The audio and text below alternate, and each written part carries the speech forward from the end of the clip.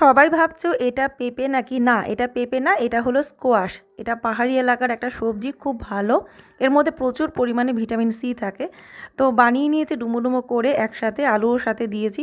তারপরে এখানে তেলের মধ্যে দিলাম তেজপাতা, শুকনো লঙ্কা, জিরে, একটু গোটা গরম মশলা, একটুখানি হিং দিয়েছি। তারপরে এই যে স্কোয়াশ আলুগুলো এভাবে ছেড়ে দিলাম।